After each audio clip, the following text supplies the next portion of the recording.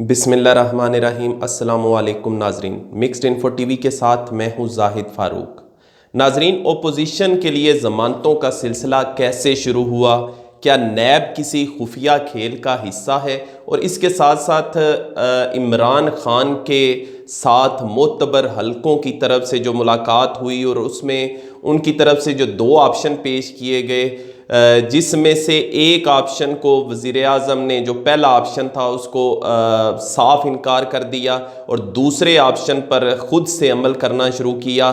ये दो ऑप्शन कौन से थे और वज़ीर आज़म ने किस ऑप्शन से इनकार किया, आज की ये हमारी टॉप स्टोरी होगी। इसको हम डिस्कस करेंगे। मज़ीद आगे बढ़ने से पहले मैं आप लोगों से रिक्वेस्ट करूंगा, जो नए आए हैं हमारे चैनल पर, जिन्होंने अभी तक हमारा channel mixed info TV subscribe नहीं किया, सब्सक्राइब करें और जितनी भी इनसाइड स्टोरीज होती हैं उनसे बाखबर रहें।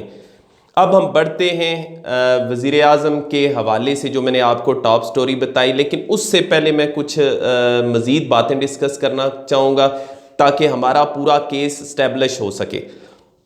वज़ीर आज़म नहीं चाहते थे कि मियाँ नवाज शरीफ के हवाले से वो लंदन रवाना हों, लंदन जाएं। इस हवाले से कुछ हलकों की तरफ से खुफिया पैगामात वज़ीर आज़म को दिए गए और वज़ीर आज़म को इस बात पर मजबूर किया गया कि नवाज शरीफ को बाहर जाने दिया जाए। इस सारी बात पर वज़ीर आज़म शदीद बरम नज़र आए गुज़िश्ता अरसे के दौरान, लेकिन ये सिलसिला अब भी जारी है। मरीम नवाज़ के हवाले से कुछ पैगामात वज़ीर आज़म को दिए जा रहे हैं कि मरीम नवाज़ को वो बाहर जाने दें, लेकिन वज़ीर आज़म अब इस बात पर फैसला कर चुके हैं कि वो किसी सूरत मरीम नवाज़ को बाहर नहीं जाने देंगे और इस हवाले से उन्होंने तमाम पैगामात को रद्द कर दिया।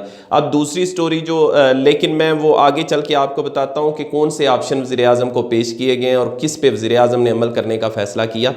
जो नैब की तरफ से हो रहा है, अब जितना भी ज़मानतें हो रही हैं मुख्तलिफ़ किस्म के मुल्ज़मान की, एहसन इकबाल भी बाहर आ गए और शाहिद खाकान अब्बासी भी, इसमें नैब किस खुफिया खेल का हिस्सा बना हुआ है, ये एक सवाल है जो लोगों के जहनों में घूमता है। क्योंकि जो भी पकड़ा जाता है उसके मतलब बड़े बड़े दावे सामने आते हैं, लेकिन अदालतों में से उनको रिलैक्स मिल जाता है। अदालतें क्यों उनको रिलीज़ करती हैं, क्यों ज़मानत पे रिहा करती हैं? डियर व्यूवर्स, इस हवाले से अदालतों का कोई कसूर नहीं, हम उनके ख़िलाफ़ बात करना शुरू कर देते हैं। असल कसूरवार जो है वो नैब है, क्योंकि अदालत उसी केस को सामने रखते हुए फ़ैसला देती है जो उसके सामने प्रेजेंट किया जाता है। नैब की तरफ से केस को इतना कमज़ोर कर दिया जाता है और वो तमाम इल्ज़ामात साबित करने में नाकाम रहती है जो कि उसी की तरफ से लगाए जाते हैं और जिसकी बुनियाद पर वो रेफरेंस तैयार किए जाते हैं, इंक्वायरियाँ होती हैं, लेकिन अदालतों के अंदर उनको साबित नहीं किया जाता। और आज तक कोई भी ऐसा मुल्ज़म नहीं है जिसके ख़िलाफ़ नैब ने केस को साबित किया हो, जिसकी बुनियाद पर उनको रिलीफ मिलता है अदालतों की तरफ से और वो या तो उनकी ज़मानत हो जाती है या केस खारिज हो जाते हैं। राजा परवेज़ अशरफ के हवाले से देख लें, एहसन इकबाल, खुर्शीद शाह, दूसरे आसफ़ अली ज़रदारी, फ़रयाल तालपुर, अब्दुल मजीद गनी, उसका भी सुनने में आ रहा है कि उनकी भी ज़मानत हो गई। तो ये तमाम वो नाम हैं जो नैब की कस्टडी में थे, नैब इन पे तफ्तीश कर रही थी और यही वजह है कि वज़ीर आज़म की तरफ से नैब के ख़िलाफ़ भी सख्त फ़ैसले करने पड़े, उनके आइन में तरमीम करनी पड़ी, क्योंकि वज़ीर आज़म भी यही समझते हैं कि नैब अपने केसेस को आगे बढ़ाने में नाकाम हो चुका है। नैब अपने केसेस के अंदर इंक्वायरियाँ करने में और उसको अदालतों में साबित करने में नाकाम हो चुका है। ये असल में नैब की नाकामी है। और अगर इसको हम इस एंगल से देखें कि वो इस खुफिया खेल का हिस्सा है, तो ये कहना भी गलत नहीं होगा, क्योंकि अगर वो मुल्ज़म को गिरफ़्तार करते हैं, किसी भी शख्स को गिरफ़्तार करते हैं और उस पर इल्ज़ाम आयद करते हैं और वो इल्ज़ाम साबित नहीं होता, तो इट्स मीन कि नैब की तरफ से उसको जब अदालत की तरफ से रिलीफ मिलता है तो वो एक उसके लिए क्लीन चिट हो जाती है जिसको वो अपने लिए इस्तेमाल करता है। जिस तरीके से ये दो लोग रिहा हुए और अडयाला जेल के बाहर के जो मनाजर थे, लीगी कारकुन खड़े थे, उनको फूल उन पे निछावर कर रहे हैं जैसे कोई माज़े जंग फतह करके आए। तो इस तरीके से इनकी जो सियासी साख है वो मज़ीद बढ़ जाती है कि ये जेल काट के आए हैं, ये करके आए हैं, इन पर इल्ज़ामात साबित नहीं हुए और ये दोबारा इलेक्शन जीत के असम्बलियों में पहुंच जाते हैं। इसमें कसूरवार मैं ठहराऊंगा नैब को, क्योंकि उसी वक्त हाथ डालना चाहिए जब उनके पास मुकम्मल सबूत मौजूद हों। अब ज़रा बढ़ते हैं आज की जो टॉप स्टोरी है उसकी तरफ।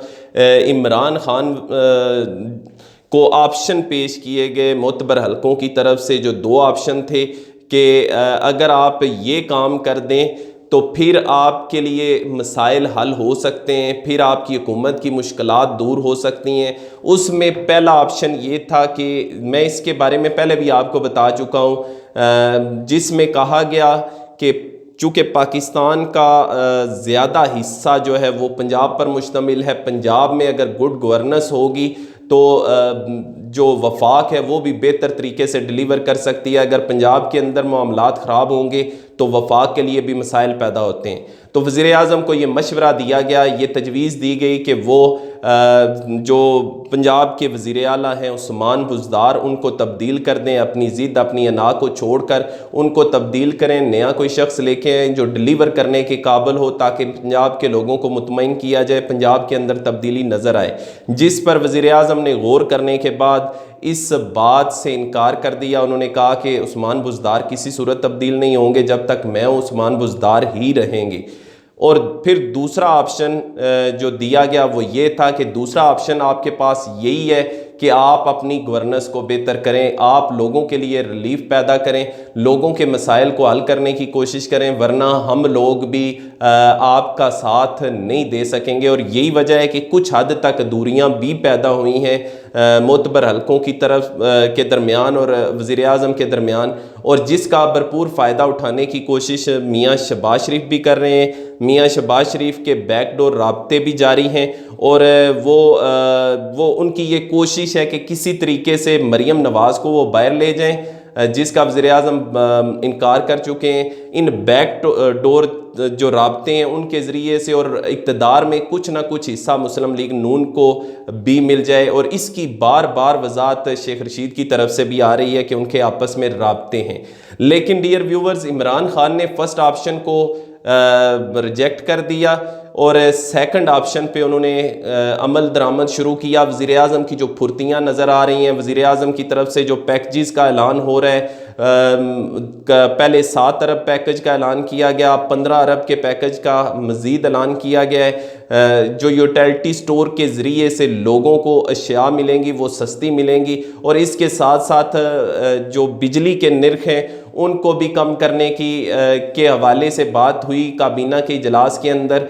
पेट्रोलियम मसनूआत की कीमतों में कमी लाने की भी तजवीज़ सामने आई, और ये तमाम इकदामात और मुख्तलिफ जगहों पे छापे मारे जा रहे हैं। ज़ख़ीरा अंदोज़ों के ख़िलाफ़ कार्रवाई हो रही है। ज़ख़ीरा अंदोज़ी के हवाले से और चीनी और आटा स्कैंडल जितना भी आया, ये हैरानी की बात यह है कि एकदम से जनवरी के अंदर आटा और चीनी का स्कैंडल कैसे सामने आ गया, किस तरीके से ये बाज़ारों से गायब हो गया, ज़ख़ीरा अंदोज़ किस तरीके से एक्टिव हुए। तमाम तोपों का रुख जो था वो जहांगीर तरीन की तरफ था। वज़ीर आज़म की नाराज़गी भी हुई जहांगीर तरीन के साथ, लेकिन जब मुख्तलिफ जगहों पे छापे मारे गए तो सूरत हाल कुछ इससे मुख्तलिफ निकली, क्योंकि शुगर माफिया का अगर जिक्र किया जाए तो वो सिर्फ जहांगीर तरीन नहीं है, 3 लोग हैं इसमें बड़े हिस्सेदार हैं जिनकी शुगर मिलें पाकिस्तान के अंदर मौजूद हैं। उसमें आसफ़ अली ज़रदारी और नवाज शरीफ, और तीसरा हिस्सा जो है वो जहांगीर तरीन का बनता है। तो इन दोनों लोगों ने भी जो जितनी भी ज़ख़ीरा अंदोज़ी थी चीनी को मार्केट में गायब करने और इसके रेट बढ़ाने में अहम किरदार अदा किया, क्योंकि ज़ाती मफादात के लिए ये लोग एक हो जाते हैं। जो 55,000 बोरी चीनी की ज़ख़ीरा अंदोज़ों से जो गोदामों पर छापों के ज़रिए से बाजियाब करवाई गई, बरामद की गई, उसमें जो हक़ाइक़ सामने आए उसमें यही पता चला कि ये आसफ़ ज़रदारी और मियाँ नवाज शरीफ के जो लोग हैं वो भी इसमें इन्वॉल्व पाए गए, वो भी इस सारे अमल का हिस्सा थे, जिसकी बुनियाद पर ये स्कैंडल एक बना और मार्केट में से गायब हो के इसके रेट बढ़ गए। वज़ीर आज़म की तरफ से ये सख्त इक़दामात लिए जा रहे हैं। यही वजह थी इस सेकंड ऑप्शन पर गौर करने की वजह से वज़ीर आज़म ने मज़ीद टैक्स लगाने से IMF को इनकार किया। बिजली के निर्ख बढ़ाने से IMF को इनकार किया और IMF के सामने भी खड़े हो गए कि मुझे अब आवाम को रिलीफ देना है।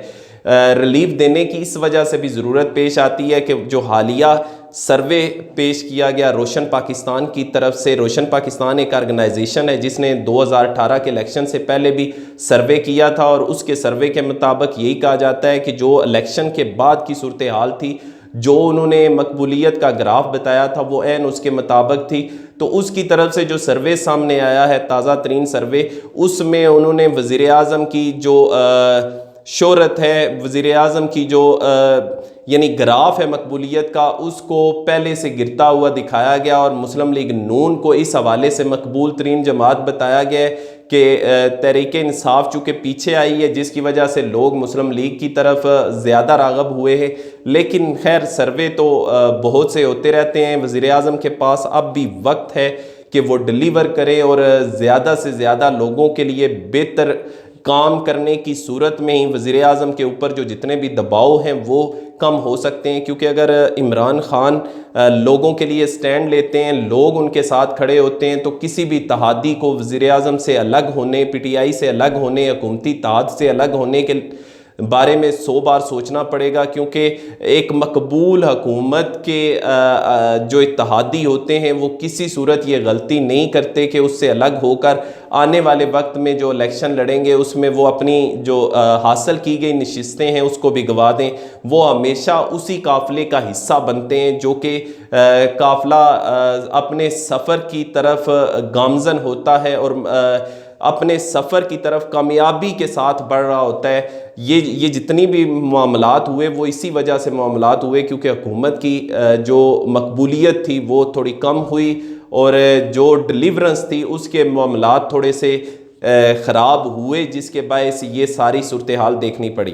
अब वज़ीर आज़म की तरफ से ये बार बार यही कहा जा रहा है कि अब माशी हालात हम उससे निकल आए हैं, लोगों के लिए हमने रिलीफ पैदा करना है, लोगों के मसाइल को हल करना है और इसके लिए हुकूमत काफ़ी हद तक संजीदा नज़र आती है क्योंकि इसके अलावा हुकूमत के पास कोई ऑप्शन नहीं है। इमरान ख़ान ने खुद ये ऑप्शन अपने लिए सेलेक्ट किया है कि मैं अपनी गवर्नेंस को बेहतर करूँगा, लोगों को रिलीफ दूँगा और अपनी जो हुकूमत है उसको उसकी मकबूलियत का ग्राफ मैं वापस उसी लेवल पे लेके जाऊंगा, उसी जगह पे लेके जाऊंगा जहां पे इलेक्शन के दौरान था। देखते हैं कि इस हवाले से वज़ीर आज़म किस हद तक कामयाब होते हैं। लेकिन हमारी दुआ ये है कि जो भी हो अल्लाह ताला पाकिस्तान के लिए बेहतर करे और पाकिस्तान तरक्की यानी तेज़ी से तरक्की हासिल करते हुए मुल्कों की फहरिस्त में शामिल हो। अब तक के लिए इतना ही, मुझे इजाज़त दीजिए। अपना और अपने इर्द गिर्द मौजूद लोगों का बहुत ख्याल रखिएगा। अल्लाह हाफिज़।